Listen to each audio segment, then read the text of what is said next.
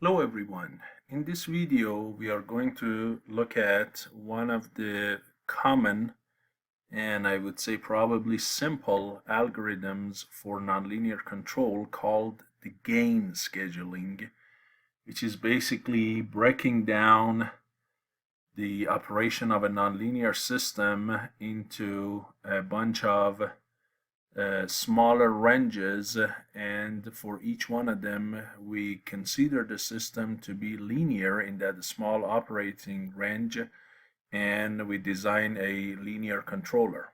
Okay, so yes, as I said, it's very common and it is used when a single set of controller gains does not provide desired performance and stability for entire range of a nonlinear system. And you need to really go ahead and break it down into smaller ranges. Okay, so typically designing a gain schedule controller involves 4 steps, and here the material, this text, this small text that I took it from MathWork website. I guess they have some legitimate text here. The first thing is to linearize the nonlinear plan at different operating conditions to obtain a linear model that describes the behavior of the system in the vicinity of that operating point. Okay, and then as we see in the next steps, to design a controller for that. And here the example I have for you is the simple nonlinear pendulum, for which the equations of motion is basically only involves a sine term, right? And I added some damping as well here for you. So if we look at this case here, the system is a pendulum with length m, L, and mass m, and this angle here is theta, and there is some torque here, T, and there is some damping here, B times theta dot, a viscous damping. So as you know, the equation of motion, if you take sum of the moment about this pinpoint equal to, or sum of the torque about that point equal to I about that point times theta double dot, the equation is basically I about that point, if I call it point O, I about O times theta double dot is equal to T minus B theta dot, then minus mgl sine of theta. Okay, and this I about O here is ml squared. So this is the governing equation, and clearly if you take everything to one side, so basically do it like this,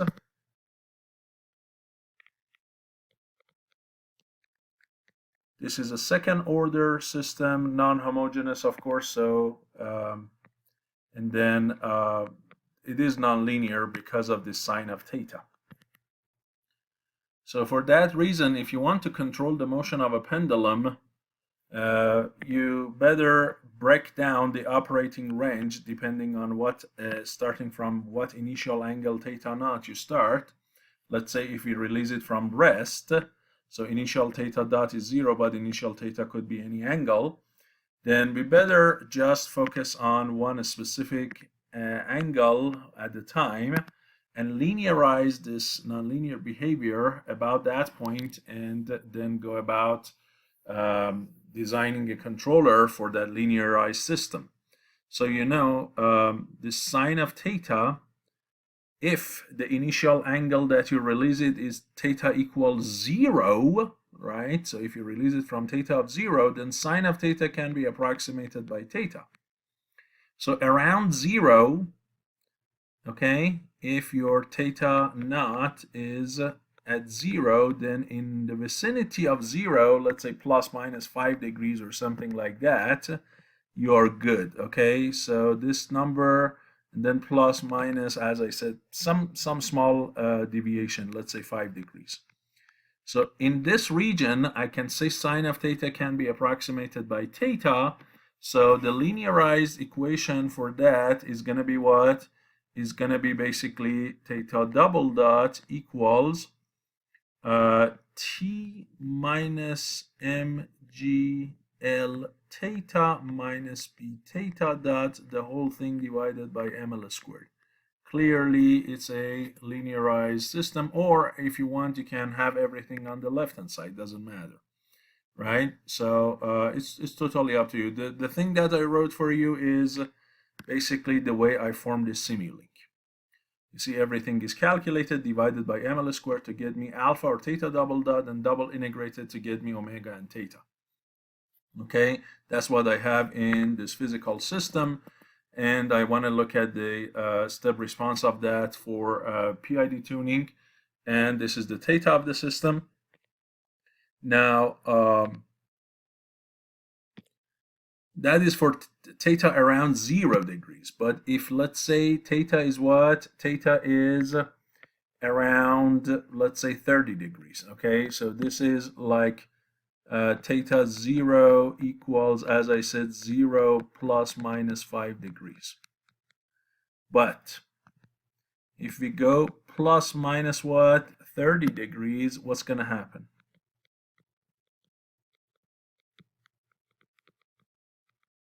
So around 30 degrees, as you expand with Taylor series, sine of theta is going to be sine of 30 plus what? First derivative of sine of theta, which is cosine of theta, correct? And of course evaluated at 30 degrees, times theta minus 30 degrees, but you have to write it in radians, so minus pi over 6, plus a bunch of other things, but if you want to keep it linear, we stop right here at the end of the first term. So we can approximate it by this. This is going to be 1/2, and then that is square root 3 over 2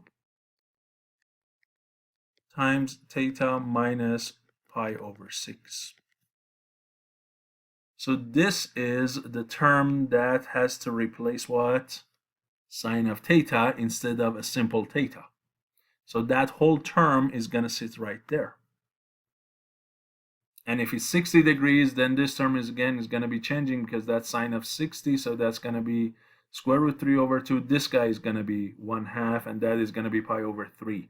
Around 90 degrees, this is going to be 1. That is going to be all 0.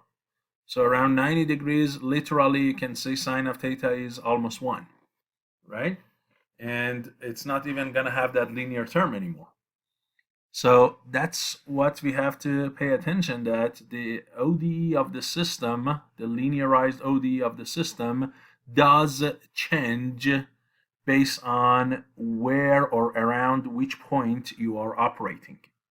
And for that reason, since the system is changing, you have to have a separate set of gains or whatever you use for the controller, because you typically either use a full state feedback, right, just negative k times x, where x is the state vector, or use PID or some simple controller for a linear system, okay? So you want to make sure the gains for that linear controller are tuned for that operating condition. So the first thing is to linearize it. Now, if you have a Simulink model like this, how would you linearize the Simulink model? Would you go ahead and find the ODE, the analytic ODE, and then use derivatives and then simplify with the Taylor series command in MATLAB? No. If you want to linearize a model in Simulink, you can do it with some commands, which is based on what we call perturbation analysis. And you do not need to what? You do not need to find any analytic ODE and take any derivatives and do any Taylor expansion. So the way it is done in MATLAB, let me show you how it is done. The first thing is the name of the model or Simulink file or the system that you want to linearize. Give it a name, call it MDL. Open, use the command open system to open that. That's just like opening a Simulink model like that. Then what? the next thing you need to do, you need to say which part of the system you want it to be linearized. In other words, between which point to which point. You need two ports. So here I say the input of that portion I want to be linearized is right after the block called torque in this gain scheduling demo. And the part that is the output is right after the block called pendulum. So where is it? Here. Right after the torque. This is the input of the part I want to be linearized. And right after this pendulum, here, this part is the open out. And why do I call it open output, not output? Because this is for when your system is an open loop system, right? Like right now. Right now, there is no controller. This is an open loop system. There is no feedback coming back from this theta back here to the input of the system. So when we want to linearize this portion, we have to tell it that, hey, this is an open loop system. So instead of saying output, we say open output. Okay, yes? So we say, hey, IO, which is basically input output ports. Port number 1 is right after torque. And which signal? The first dimension. Because the signal can have several this wire can have several signals in it. It could be a composite signal.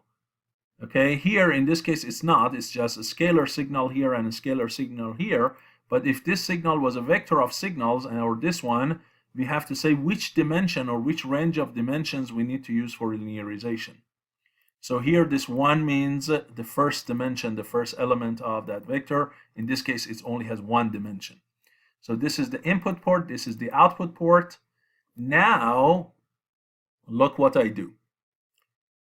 So as I said, I need to linearize the system. But when you want to linearize the system, you have to tell it about which operating point, right? So you have to tell it, is it about 0? Is it about 30 degrees? Or what operating point? That's what we are doing next here. If you look, here I'm trying to give it a bunch of operating points. Between what and what? Between 0 degrees to 90 degrees, incrementing at 9 degrees each time. So first thing I do, I say theta naught equals degrees to radians of 9 times II minus 1. So when II is 1, you get 0 degrees. When it's 11, you get 90 degrees, right? Yeah. I convert it to what? To radians. Why do I convert it to radians? Because that theta naught is used right here in this integrator as the initial condition. And since I'm using sine of that, not sine d, so this angle has to be in radians. You see here, my initial velocity, angular velocity is 0, but my initial angle, I'm going to change it in the loop each time. Okay? So I change that initial condition each time. And because I change that theta naught, if I use the command op equal operating point of model, because I'm changing that initial condition, now this operating point is exactly going to be what? Exactly going to be these two initial conditions. So for state 1, it is going to be what? It is going to be theta 0, whatever it is. And for state 2, it's going to be what? It's going to be 0. Let me show you. I just ran it. So let me show you up. You see here, this is for II of 11. It says the states, state number 1, which is the output of the integrator 1 inside the pendulum, the initial condition of that, or the value of that, is 0. That's the velocity. And then integrator 2, which is the position, the initial value is what? 1.57, which is 90 degrees or pi over 2. Okay, and this is integrator 1. This is state 1. This is integrator 2. This signal is a state 2. Okay, yeah. So when you use the command next, and then when we want to do linearization, we need to give it the model. Which model is it that you are linearizing? Then the input and output port of the portion of the system that you want to linearize, because it's not always the entire system that is nonlinear. Sometimes your system has several subsystems like this one, this one, this one, and maybe only one of them is nonlinear, these other ones are linear. Then you don't want to linearize the whole system, you just want to linearize the portion that is nonlinear. Okay, so you have to tell it which ports, input and output of it, and then of course the operating condition. The command that does it for us in Simulink is called linearize. So this linearize is a command that works on Simulink models. Okay, this is the command that works on Simulink model. So this is linearization applied to a Simulink model. Okay, so it gives you this system, this linear system back called linsys, and this linsys is what is a system in state space. Okay, let me show you. So if I say linsys, look, it is a system in the state space. It has its own A matrix, B matrix, C matrix, and D matrix. It is a state space representation. Now that I have this, what do I do? Now that I have the system linearized, as I said, now I need to consider a controller for this linear system around that specific operating condition, in this case 0 degrees, 9 degrees, 18 degrees, and then what? Tune a controller or the gains of the controller for that specific linear plant around that operating point. So what do I do? Now I use the next command, PID tune options and PID tune. Here I'm going to use PID controller for each linearized system or linear linsys. Okay, if you want, you can use full state feedback. And then what? And then I say tune this linear system with what kind of controller? With the PID. If you want, you can change it to PD or PI or just D or P or whatever you want. Or even PIDF, you can do PIDF, so it has a low pass filter as well. This is good when your system has noisy inputs. And then you give it options. What are these options? These options determine the performance of the control system. So those are determined from this command PID tune options. Look what I do. I say I want this system design focus of this control to be reference tracking. I want this to track that step function or whatever I ask it to do. That is the objection for me for this design. Or you can say, no, I want it to do disturbance rejection. So your design focus can be either disturbance rejection or reference tracking. And another option it gives you is a phase margin. So here I want a phase margin of 45 degrees. And you know, phase margin does affect basically the damping of the system. And the damping of the system does affect what? Does affect the overshoot and the settling time, rise time, and so many other things.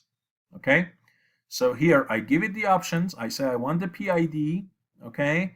And then it gives you back what? A PID controller and some information. So what is the CPID and the info? Let's take a look. So the C underscore PID is the transfer function for a controller. This is that. Clearly you can see this is your D gain, this is your P gain, this is your I gain. That it's set up, and you also have info, which tells you what is your crossover frequency and what is your phase margin. Look, the phase margin I asked for was 45 degrees. That's the bare minimum.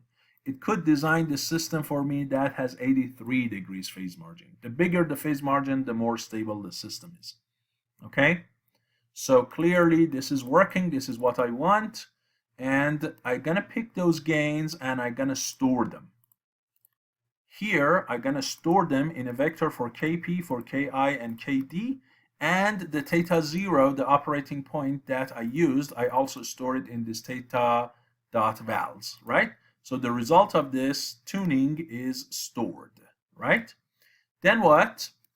Then to see whether that was a good, whether the control system now with this PID does do a good job or not, what do? I convert that linear system into a transfer function model because my linsys is not, if you remember, is not in transfer function mode, it is in state space mode. So when I say TF of linsys, now I get the transfer function. Look, this is the transfer function of the linear system. Then, since this linear system and my PID controller are in parallel, in series, so this is my system, this is the linsys, then this is my PID, or sorry, PID goes behind it.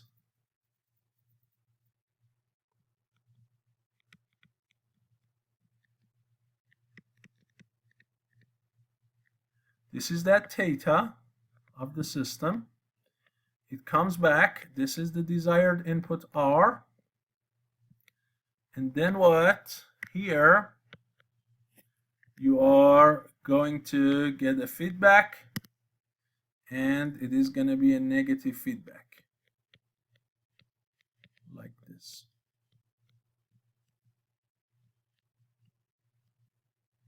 So first, you need to multiply this together to become your G function.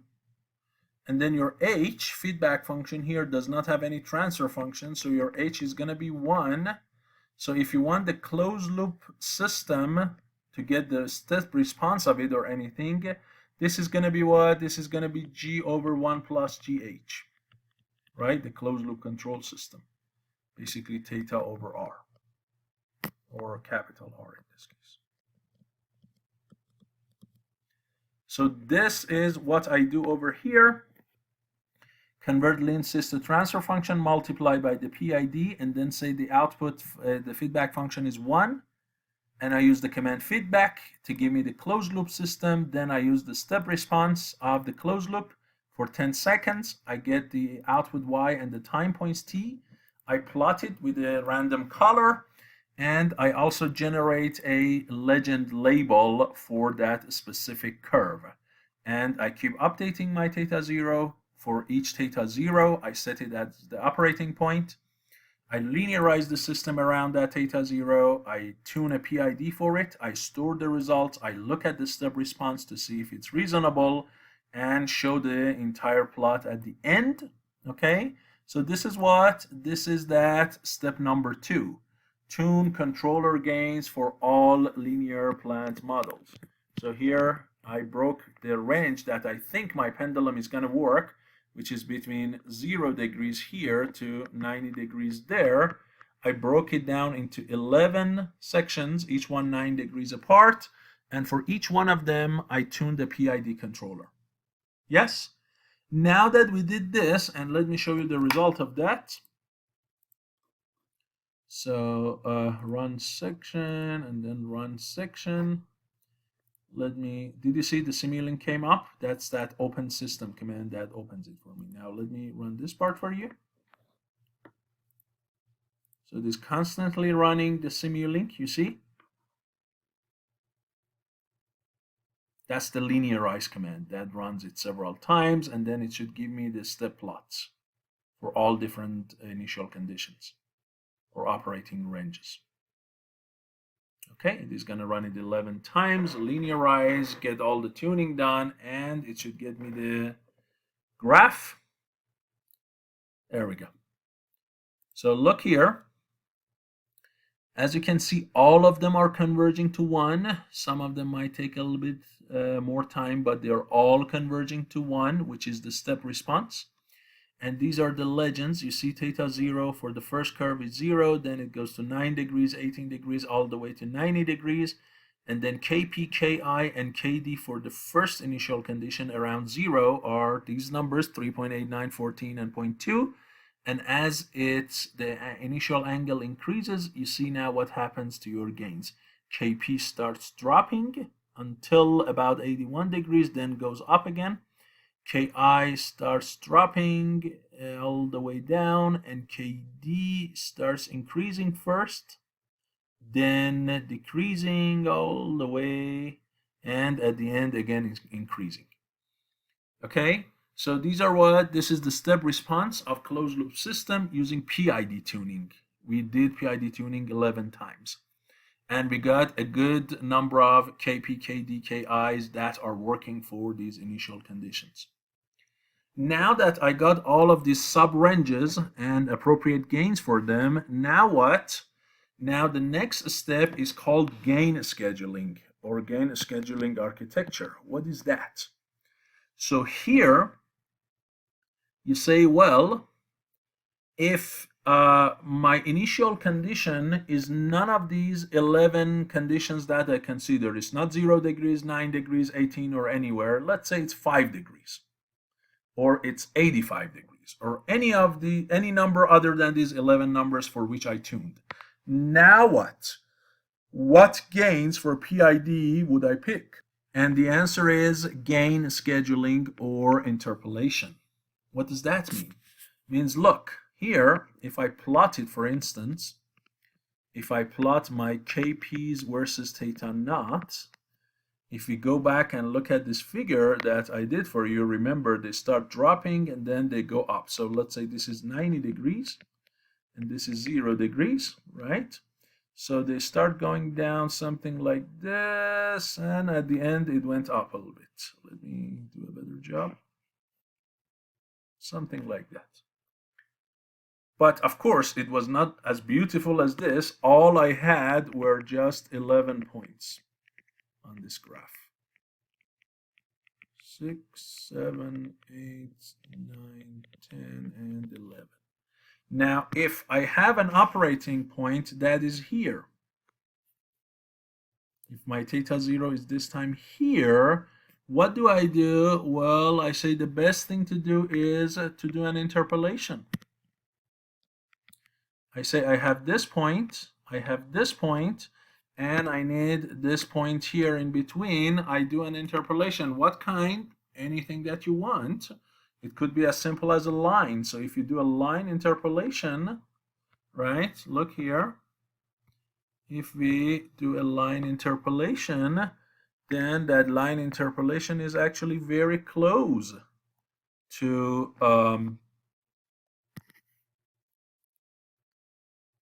what the actual curve, if you ever have it, might look like. It's a small distance here, a small deviation. And the reason is what? The reason is you have a bunch of points. You have a bunch of sub-ranges, operating ranges or operating conditions. If you have enough of these red points in between them, you can do a simple linear interpolation. Or you can use if commands. For instance, you say, hey, if my theta 0 is between 9 degrees and 18 degrees, then Kp equals this, Kd equals this, and Ki equals this. Okay? Or you can use else if you want. And then continue. At the bottom, you say what now? You say, well, this is for this range. Let's see if I can do a little bit better job copying this. No. Okay, so then you continue here and say, well, else if, now it is between 18 degrees, right? Let's just do this. If it is between 18 degrees and 27 degrees, now Kp is equal to something else, Kd equals something else, Ki equals something else, and so on. So you can use a bunch of ifs if you want. That is gain scheduling, which means providing criteria for what kind of gains, what values of gain to pick under different conditions. But to me, instead of doing all these else ifs and providing lots of different conditions for the system to check and slowing down the performance, the best way to do is to do what? Is to do interpolation. Because if you don't do it and do with the ifs, then the curve that you would get, instead of this kind of green curve, it would be a step behavior. It is going to be like this. You keep it constant between what?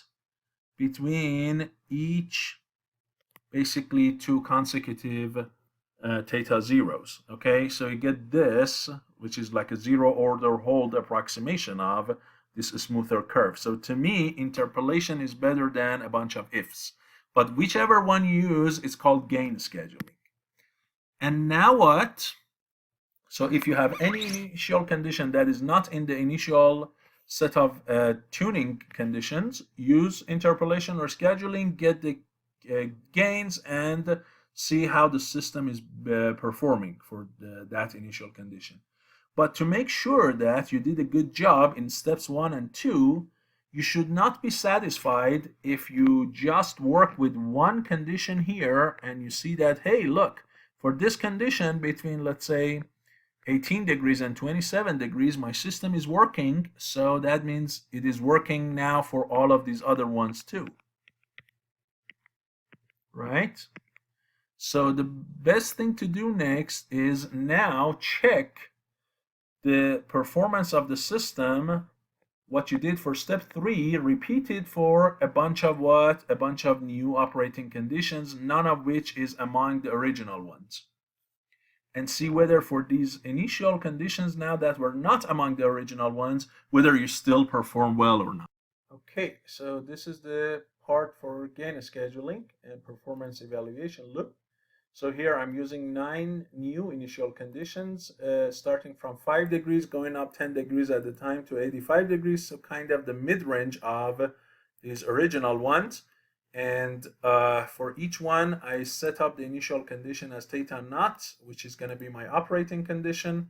I linearize the system around this operating condition, and then instead of getting my Kp, Kd, and Ki through tuning, I just do it by interpolating the values I stored in the previous section, and the thetas that I stored, I use them for interpolation, and I use this new theta as my test point, get my Kp, Kd, Ki, and form a PID controller with the transfer function command Tf.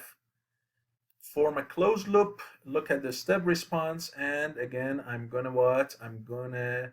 plot it for you. And you can see the performance of these gain schedule systems compared to what? Compared to the original ones for which you tune a PID. And here is the response of the gain schedule ones. You see 5 degrees, 15 degrees, 25, all the way to 85. These are the gains that were interpolated, and these are what? The responses of the gain schedule systems. And you see they are all good. And if you want, you can compare them side by side. Here is both of them side by side. These are the ones for tuning. These are the ones for scheduling. And you see that they are all very good. So these commands that I told you, the linearize command using the upper point and this linio is one set of commands that you need. The PID tune and the PID tune options is one set. If you don't like to use PID again, you can use what? You can use the full state feedback, which is very simple. You just have a matrix K that you need, right? So your feedback U is negative K times X, and you can find that K using pole placement technique, the Ackermann formula. I have a video on that, you can watch it, and that should also do a good job. So that does not have 3 sets of gains, it only has a K gain, and you can do a similar interpolation here. So you're going to have only one of these interp commands. And of course, there is also another command. I don't want to use it here, but there is another command called systune. So this is another command that you can use. It's a little bit more advanced than PID tune. You can use that one as well if you want to tune a controller for the system and then look at the response and then finally go for gain scheduling. Hopefully this video was useful to you. I'll give you download link for both the Simulink and the M file, so you play with it and learn a little bit about gain scheduling. Thank you so much for your attention. I will see you in the next video.